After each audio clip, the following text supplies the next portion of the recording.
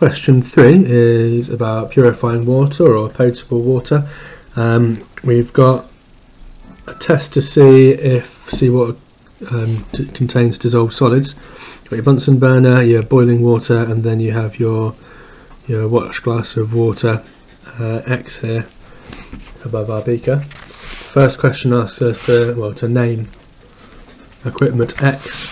So it's definitely not a boiling tube, it's definitely not a condenser, it's not a funnel, so it's got to be a watch glass. 3.2, we get given some data from an experiment that a student did 4 times. They calculate the mass of solid in the apparatus X, the watch glass, after heating. They did it 4 times, and these are our results. If you look here, we've got 0.012, 0.029, 0.014 and 0.015. Now, we've got a clear anomaly here, which is going to be this one. So if we have an anomaly, we need to disregard that. We pretend it didn't happen. So when it asks us to calculate the mean, we just ignore it. So rather than add them all together, divide by 4, we'll add these together and divide by 3. So we have 0.12 plus 0.14 plus 0.15.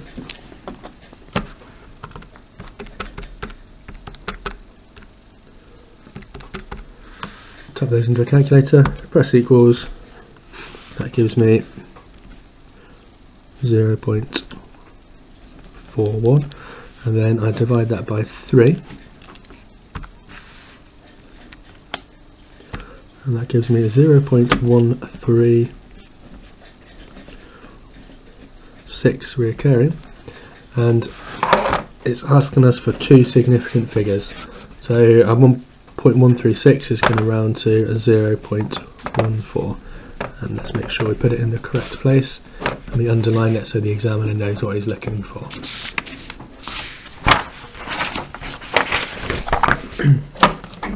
Next we've got a diagram that shows simple distillation of seawater.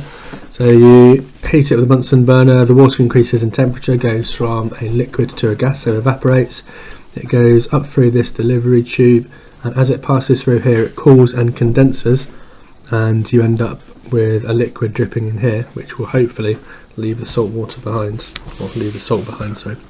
What change of state is happening here? That is evaporation. So, liquid to gas. Describe how the water in test tube in figure 7 is different from the seawater. So the water here will contain no salt.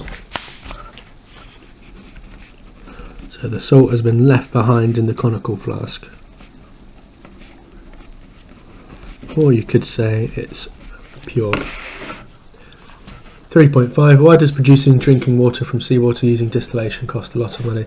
Well, you have to heat it until it evaporates, and that requires a lot of energy. So the reason it costs a lot of money is because it uses a lot of energy, and you have to somehow generate that.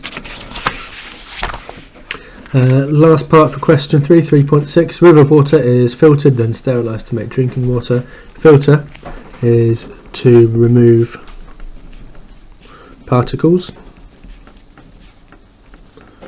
or solids, and then sterilising usually adds something like chlorine or ozone, or maybe treat it with ultraviolet, and that kills